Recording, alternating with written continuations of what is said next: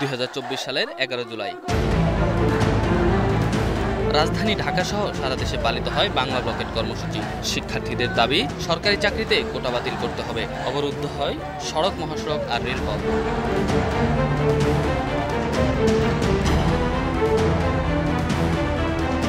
সেদিন ক্ষমতাসীন আওয়ামী লীগের সাধারণ সম্পাদক ওবায়দুল কাদের বলেন, আদালতের সিদ্ধান্তই চূড়ান্ত।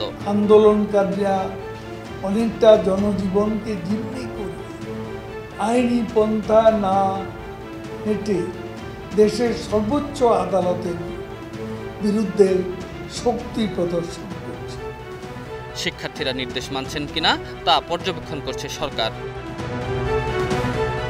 কোটা বাতিল করে হাইকোর্টের দেওয়া আদেশের উপর সুপ্রিম কোর্ট স্থিতাবস্থা দেওয়ার পর আন্দোলনের আর যৌক্তিকতা নেই। ডিএমপির তৎকালীন অতিরিক্ত কমিশনার KH মহিদুদ্দিন একথা জানিয়ে বলেন, সড়ক অবরোধ করলে আইনি ব্যবস্থা নেওয়া হবে। যেহেতু এটি সেটেল হয়ে গেছে এবং তাদের পক্ষেই আছে, তারা ফার্দার যেন এটি নিয়ে আর কোনো কর্মসূচি দিয়ে জনদুর্ভোগ তৈরি না করে। অবরোধ কর্মসূচি ঠেকাতে রাজধানীর বিভিন্ন পয়েন্টে পুলিশের কঠোর অবস্থান দেখা যায় সেদিন।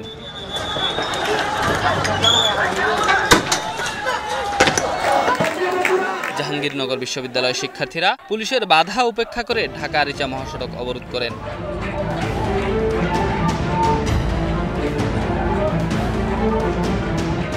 অন্যদিকে শেরেবাংলা কৃষি বিশ্ববিদ্যালয়ের শিক্ষার্থীদের উপর লাঠিচার্জ করে ছত্রভঙ্গ করে দেয় পুলিশ। আহত হন অন্তত 10 জন। তৎকালীন স্বরাষ্ট্রমন্ত্রী আসাদুজ্জামান খান কামাল বলেন, কোটা আন্দোলনকারীরা লিমিট ক্রস করছে। শিক্ষার্থীদের ক্লাসরুমে ফিরতে বলেন তিনি। এটা কোনো স্পষ্ট সুন্দরভাবে বলে দিয়েছেন। চট্টগ্রাম বিশ্ববিদ্যালয়ে অধিভুক্ত কলেজের শিক্ষার্থীরাও সড়ক এবং রেলপথ অবরোধ করতে গিয়ে পুলিশের বাধার মুখে পড়েন।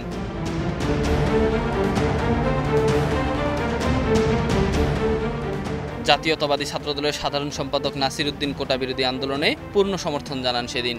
বিশেষ চাহিদা সম্পন্ন ব্যক্তিদের অতি সীমিত সংখ্যক কোটা ছাড়া বাংলাদেশে এই মুহূর্তে আর কোনো কোটার কোনো প্রয়োজন নেই।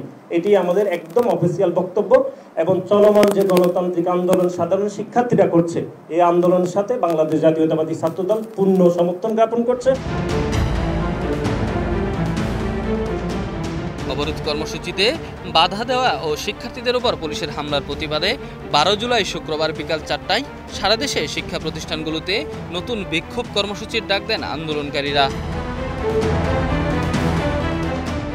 সরকারের অনুরোধে, আদালতের নির্দেশনা আর পুলিশের অ্যাকশন সবকিছুর মধ্যেই জুলাইয়ের 11 তারিখের আন্দোলন উত্তাল ছিল বাংলাদেশ।